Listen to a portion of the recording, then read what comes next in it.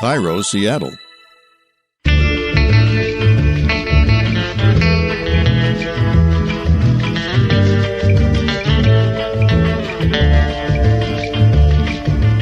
I'm Rachel Bell, and this is Your Last Meal, a show about famous people and the stories behind the foods they love most. Today on the program, comedian and the voice of Gene on the Bob's Burgers TV show and soon-to-be movie, Eugene Mirman. And we're going to explore the history of food and comedy with Annie Eubank, Senior Associate Editor at Gastro Obscura. Comedy and food have been together since comedy was invented. Slipping on banana peels, pies smashed in faces, we'll cover it all. But first, my interview with Eugene Mirman.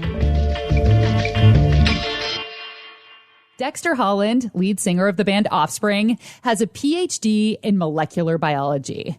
Comedian Aziz Ansari got a degree in marketing from NYU. Actor Rebel Wilson has a law degree. But Eugene Mirman always knew what he wanted to be when he grew up. You graduated with a BA in comedy, and I was curious how you managed to rig that. So I went to Hampshire College, where everyone designs their own major. And the thing that I wanted to do was comedy. But I took various classes, from writing to acting to the rise of mass culture or sociology, and just sort of pieced together these things. But then also I started a weekly show in the basement of my dorm. And then I did a 1-hour stand-up act as my final project. So in a sense, it was actually really helpful because a lot of the things that I did in college ended up being the sort of things I did after starting my own nights and doing things in a way that was different from the existing system at the time of comedy. Were you the only person that had that major? I mean, at the time, I think, yes. Though since then, I know that Emerson College, I think, has a comedy arts major, and other places have that maybe now. I don't know if after me, people created their own. At Hampshire, everyone designs their own major. So then you have professors you work with that help you. I had a theater professor that was wonderful that sort of guided me. You're probably, though, the only comedian who gets to say, I studied this in college. It's on my resume. Right. But also, I don't know how, it's not that's the thing that people look at before they let you do stand-up comedy. But yes, I loved it. For me, it was really practical and really a great experience. That's awesome. Scrolling through Eugene's Instagram feed, it's clear that he loves food and does a lot of home cooking. In 2016, Eugene, his wife Katie, and their young son Oliver moved from Brooklyn to Cape Cod to live closer to family. Their kid had a yard to play in, and a big bonus was a bigger kitchen. I mean, in general, when we moved to Cape Cod, I realized that if I wanted either Indian food or Chinese food or Thai food or whatever it was, I would sort of have to make it largely. And so I started kind of ordering ingredients or going to, markets and getting stuff and then making food at home. And then during the pandemic, I was just home. Cooking was one of the hobbies, meaning some version of mixing my time between cooking and despair. It's sort of terrible news until the things sort of started to look hopeful. For Eugene, the pandemic has been a double whammy of despair. His wife, Katie, died of breast cancer at the end of January 2020, just a few months before the entire world shut down. But Eugene kept cooking. He posted photos of homemade ricotta, hand-rolled pasta, roasted potatoes, pad thai, and vegetable tempura. I mean, it was nice to have something to do and to try and to learn. And, I had, considered taking cooking classes, which I recently did. After my wife died, I thought that I'd potentially do that. And I think I was finding different ways to sort of occupy time and my mind.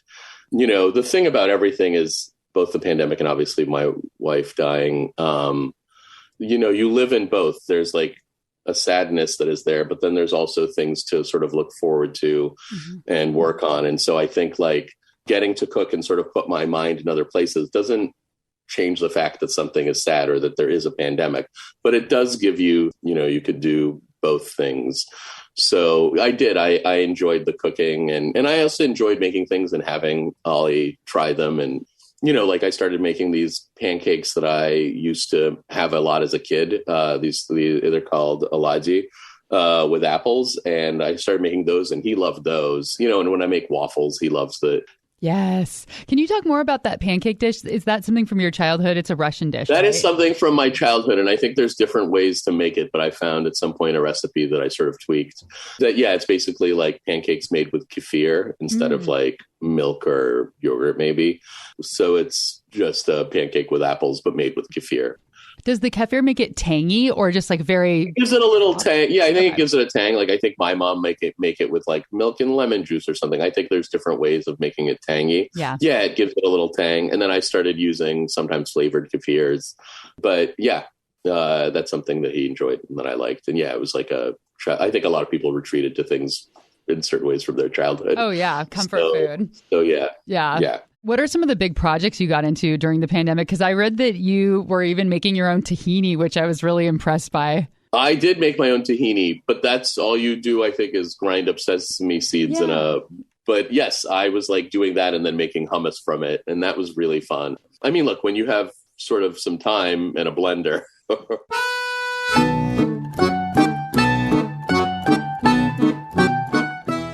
Oladyi are similar to American pancakes, but they're taller and puffier and fluffier. They almost look like little soufflés. Russians eat them sweet with jam or apples, how Eugene likes to make them, or topped with savory things like sour cream and smoked salmon, which I am all about. According to the website Russia Beyond, every single Russian grandmother can whip up a batch of oladyi, and they are so closely connected with Russian culture that they believe dreaming of oladyi means you will soon have a cheerful conversation with a relative or friend.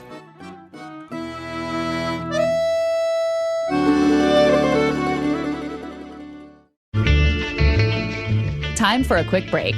But when we come back, Eugene Mirman shares his last meal.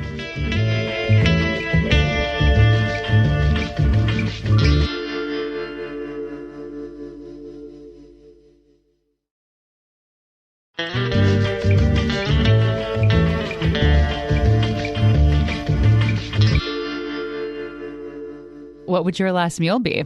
So I think my last meal, I think it would probably be dim sum. Yeah, it's hard. It's sort of like be somewhere between dim sum and tapas, which are sort of two versions of sides of a very similar coin. I guess I would go with dim sum because I think I have to pick between the two, right?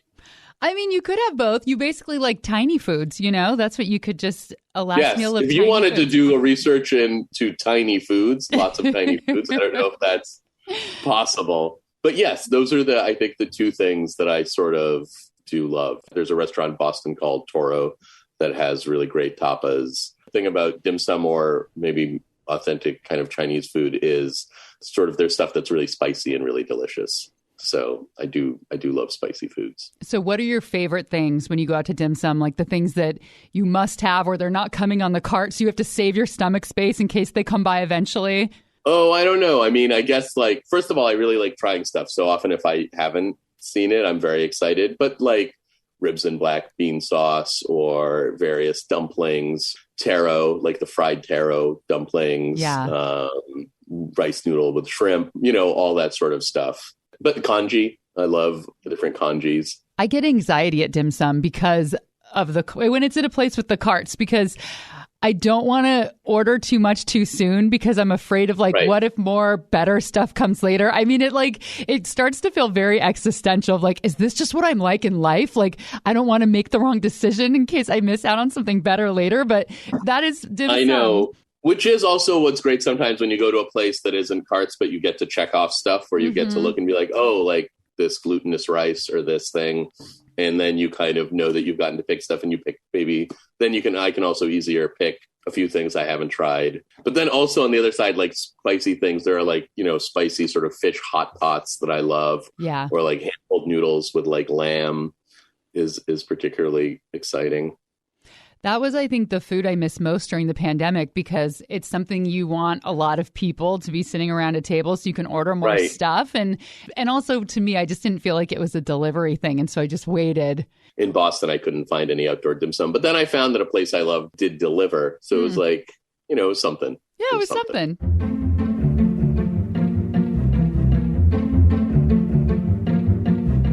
For his last meal, Eugene Mirman wants tapas and or dim sum. Basically, a bunch of tiny plates filled with different foods so he can taste a variety of dishes. Eugene is the second guest to choose dim sum as his last meal. The first was Dan Pfeiffer, senior advisor to President Obama and host of the podcast and HBO show Pod Save America. In that episode, we learned that dim sum was invented in China somewhere between 500 and 1,000 years ago. It's hard to say exactly when. But unlike now, where dim sum is all kinds of steamy dumplings stuffed with pork and shrimp and chives, the original dim sum actually didn't involve any food. It was a ritual for men to get together and drink tea. But after the People's Republic of China was established in the 19th century, food and drink combined, and dim sum looked a whole lot more like what we're used to today. I am dipping back into that old Dan Pfeiffer episode to give you a taste of dim sum history with Clarissa Wei, an American journalist living in Taiwan. But a few years ago when we first spoke, she was writing about food in Hong Kong. The reoccurring theme for every single dim sum place and throughout history is that there is tea. And in Chinese culture, hot tea is a digestive. It helps you digest your food, and you never have dim sum without tea. Dim sum is typically eaten for breakfast, and in many restaurants, you don't order off of a menu. Little steam baskets and plates of food are pushed around the room on carts, and you get to choose what looks good. The West has a fascination with the dim sum on the carts, and originally that was also the standard here in southern China, where they would, have these 4-tier carts and ladies pushing them and people screaming, and you just grab what you want. But over the years, that has really gone out of vogue, and that's gone out of fashion even here in Hong Kong and in Guangzhou, because it's a waste of food, and the quality goes down dramatically when you're pushing these things on carts, and someone doesn't take the dish for 20 minutes. After that, it gets cold and stale, and you have a wasted platter. So now these cart-led dim sum places are very rare. If they do exist, they're sort of out of a point of nostalgia. But here in Hong Kong, the fanciest dim sum places are the ones with the most acclaim and the highest quality. They don't do the cart-driven dim sum, and that's purely just out of consideration for the customer. If you order it, you get it made to order. It's fresh, it's hot, and people aren't as attached to the novelty of the carts. To learn more about dim sum, go back and listen to the Dan Pfeiffer episode.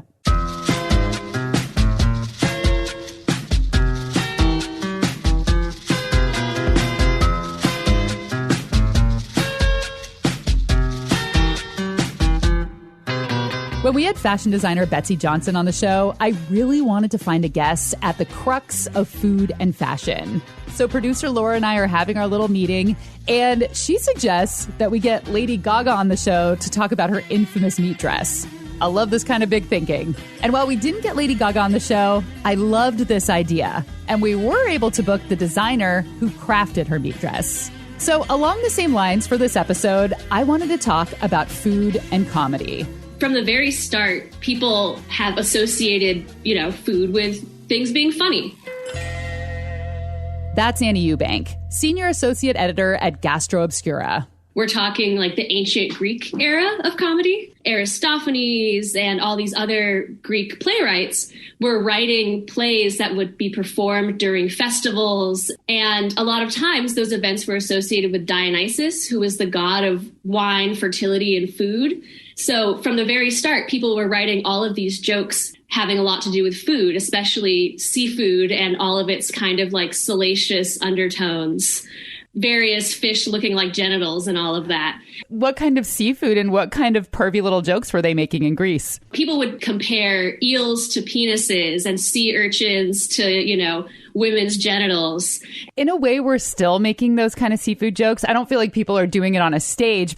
I mean, I guess you can say we're still making them in a very modern way because of the eggplant emoji. Like, that is kind of our Greek food comedy in a way. Humans haven't changed all that much over the last couple thousand years.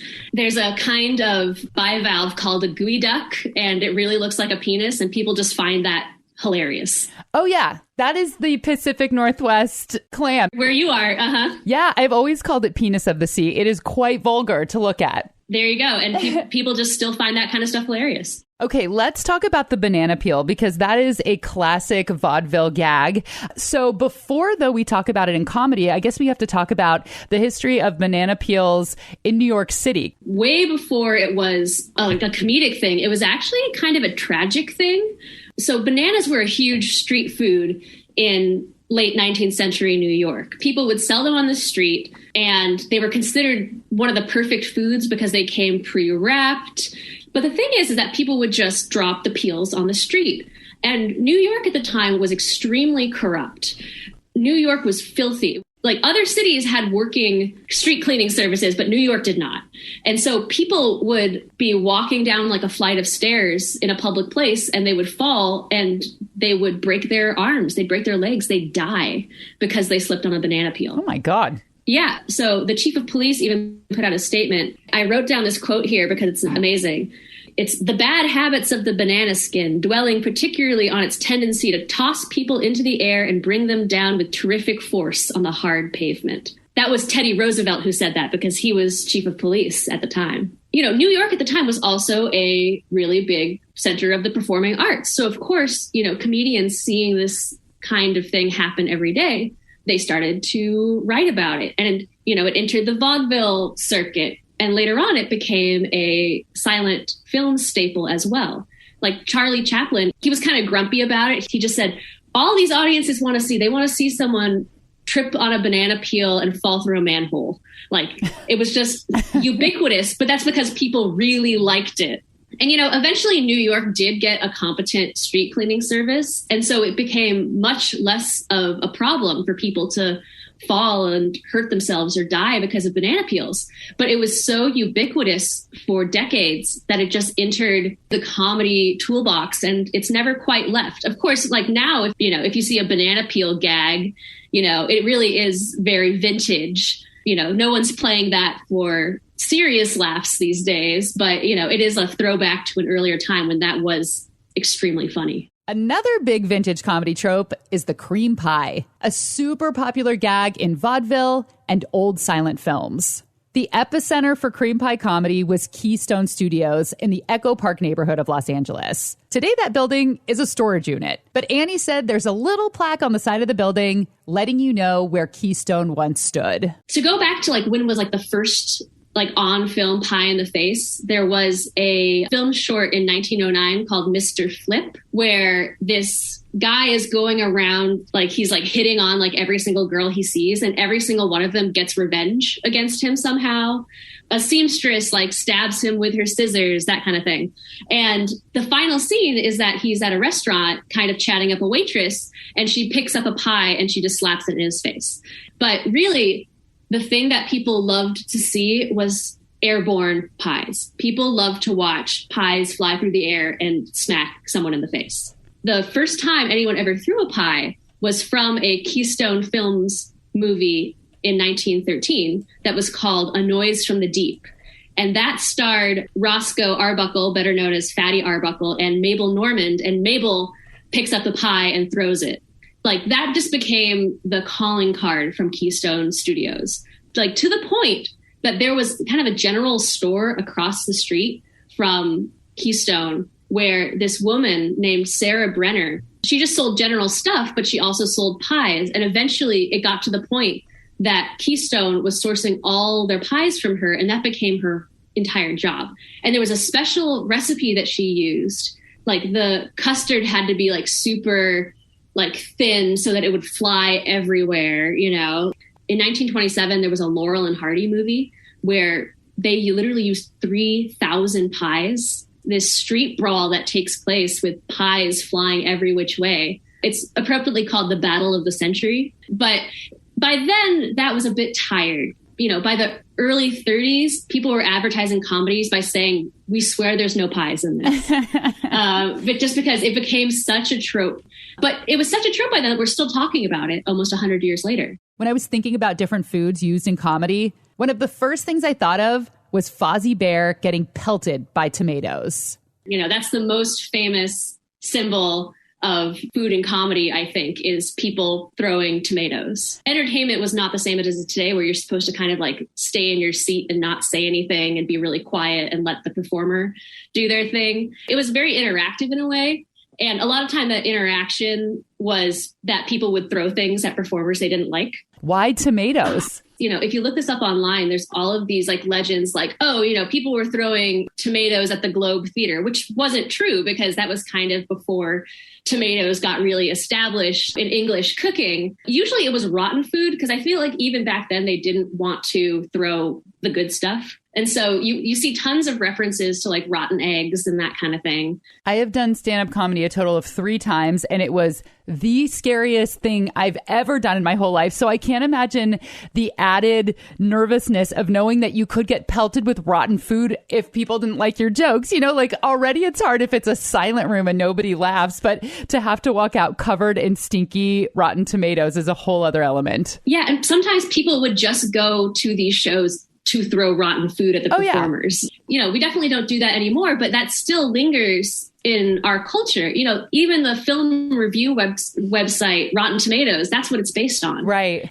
In high school, at least at my high school, the cool thing to happen on your birthday was that your friends would bring whipped cream in a can to school and spray you down like when you least expected it. And it was a status thing. Like if you were walking around covered in whipped cream, you were very cool. But I remember it stunk because, you know, it's milk, it's cream. And after like 30 minutes and you're sitting in class and it was so stinky. But now that you're saying this, it kind of feels like a variation on that. I mean, I don't know. I guess it was supposed to be funny, but it was also supposed to be like a way to show your love. To me, but yeah. It was the opposite. It was a way to show that your friends liked you. Yeah. In comedy, at least, it had a very negative connotation. And we see it a lot in film and comedy, especially like children's cartoons, like Looney Tune era cartoons. It became a symbol of someone was giving a bad performance, so you throw food at them. So it even after it stopped happening, we still know about it. It's so interesting to learn about these things because comedy is such a living, breathing organism, and it tells you so much about what's going on at the time. You know, I mean, I have to say I'm not a big fan of a lot of current comedy because it is so political and there's so much seriousness to it because there's so much of that going on in the world. I kind of prefer comedy as an escape, but it really does tell you, you know, what is happening and what the mood is and, you know, what bad and good things are happening in the world. And so I'm curious, you know, why food and pies and banana peels, why people were so into it at this time. Like, I wonder what was happening in the world that this reflected on. Yeah, that's a really interesting question. I'm kind of a similar attitude, especially I was looking at modern examples of food comedy, and a lot of it's like gross out or cringe comedy, where like someone does something, you know, like terrible to a food or someone eats something disgusting. I do feel like sometimes we look back at comedies in the past and we can scoff and say, oh, that was like really like that was very simplistic. You know, what a simple, innocent time they were living in. But I feel like it was, especially film was such a new medium that people were delighted by things that they had just never seen on film before. Even if it is a bit more like innocent and simple, it's still really wonderful to watch sometimes. My favorite food scene in comedy is an old one. It's from The Gold Rush, which came out in 1925, where Charlie Chaplin, he had opinions about banana peels and pies and everything, but he does this wonderful scene where he sticks 2 forks into 2 bread rolls, and it looks like a pair of legs with shoes on, and he makes them dance at the table. And it is just the most like charming, wonderful thing you've ever seen. I actually just read that audiences back then loved it so much that they would demand that the projectionist rewind the film so that they could watch it again. Oh, I love that. So I just thought that was lovely. He was really, really big into food and comedy because my greatest memory of him is him eating his own shoe with a fork and knife. There you go. Yeah. And it's actually funny. The woman who threw the first pie on film, Mabel Normand, was his mentor and one of the very first people to direct him. So he probably took a lot of inspiration from her as well. Why do you think that food is funny? Why do you think so many people use food in comedy? I think that food is a really everyday thing, but we're always shocked to see it be used in a way that we don't expect. especially if there's something like a beautiful cream pie, you know, decorated for a special occasion, we'd really want to eat that. And seeing someone pick it up and throw it as a weapon is shocking, I think, no matter what era you're in. And so I think it's just taking the familiar and using it in a way that we don't expect. And I feel like in a lot of ways, comedy is about what we don't expect. Exactly. What are your favorite food and comedy moments? Send me a note on Instagram. Hello, Rachel Bell. I can't think of a specific movie, but when I was a kid, I loved food fight scenes, especially if the food fight was in a summer camp cafeteria. It just sounded like the most fun and rebellious thing, and I secretly wish that I could be a part of one so that I could have a bunch of spaghetti on my head hanging down like hair. All right, we're going to pause, but after the break, Eugene Mirman, who plays Gene on Bob's Burgers, struggles to tell me what his favorite burger is.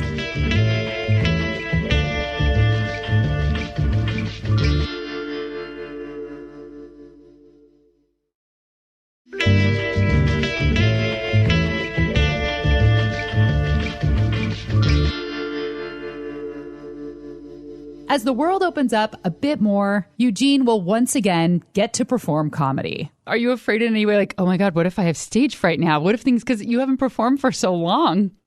I don't think I would have stage fright as much as I would just fail at doing comedy. But you can always fail. That's the nice thing about stand-up. You know, you can always have people not laughing and being like, I don't know why this person thinks these are jokes. Years ago, I did stand up 3 times. The first time, it was great. The second time, it was good. The third time, I bombed. But then you're supposed to keep going, and I couldn't. And so I always wonder, plenty of people keep going, and how you do that. Like, what was your mindset when you would bomb, like in your early days? Very similarly, like, so the first time I did it, I did very well, but I shook, like I was shaking. I was terrified. And then the second time I bombed, and I think it's just, I loved it. You know, there was a time where people would talk about like doing stand-up to like get to act or do something else. And it's like, I don't know, if you don't like stand-up, I highly don't recommend doing it. But I loved it. And for years, it's sort of this up and down. And even now, like when you try a new joke, there's no particular reason it would work. So like, I think that what happens with time is a comfort in failing more than anything. But yeah, it feels awful. And then you judge yourself as a person for a little bit. And then you start over and you're like, oh, maybe I'll fix the joke and then I'll be a better person. That's what I wondered, if there was kind of a pep talk to be like, it's okay, this is going to happen. Just keep moving. Yes, I think there is. For a while, I think when you first start, or for me, I didn't know if it was like, oh, maybe the audience didn't get it. But then I think at some point, I was like, whatever is happening, it is my job to figure out how to convey the thing I think is funny to an audience. Yeah. And I think that when you put the sort of onus on yourself to figure out how to communicate something, it actually is sort of empowering, because you're like, I think I can fix this, whether it's a story or joke or idea. Definitely a pep talk. But then there's a lot of like, just, I don't know, like feeling bad at a thing not working. One more question, and this is like the most obvious cliche question, but I feel like I just have to ask you. Since you've been on Bob's Burgers for so long, what is your perfect burger? Oh, I don't know. I do love a gorgonzola, bacon, maybe mushrooms, but I think someone who's more chefy would be like, oh, here's what you'd want. Actually, there's a really great burger at this place in Cambridge called Little Donkey that's very delicious. So maybe the stuff they put on it. What do they put? Because you don't have to, it doesn't matter like what's balanced and chefy. I just mean like, what do you love? Oh, I know. I forget. I think there's cheese and maybe a tiny bit of foie gras or something. Oh, fancy. But I forget, because it's sort of like a slightly fancy version of just like a fast food burger. Mm-hmm. So it's pretty delicious. Yeah, I don't know. It's very fair to ask me about a burger, and I understand why someone would.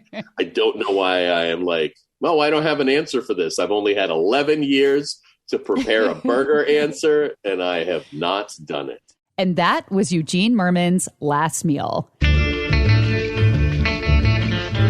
The new Bob's Burgers movie comes out May 27th, so make sure to check that out. There is also a cookbook. It's called the Bob's Burgers Burger Book, Real Recipes for Joke Burgers. A lot of good puns in here. There's the Poutine on the Ritz burger, the I've Created a Munster burger, and the We're Here, We're Gruyere, Get Used to It burger, amongst many others.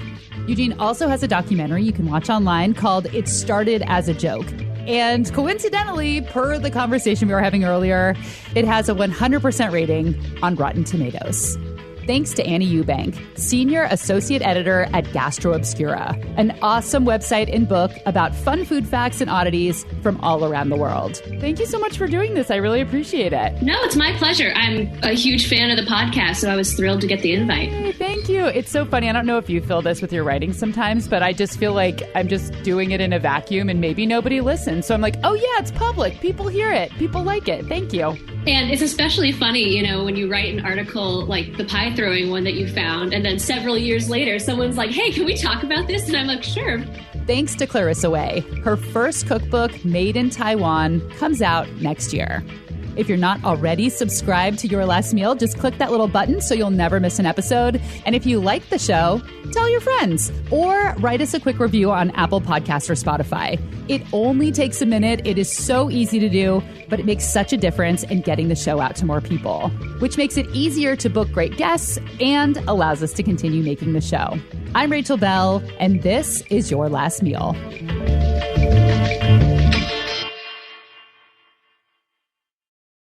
Hold on, I think someone at my door. Hold on for 1 second. It's 2021. People don't come to the door anymore. And if you like the show, tell your friends.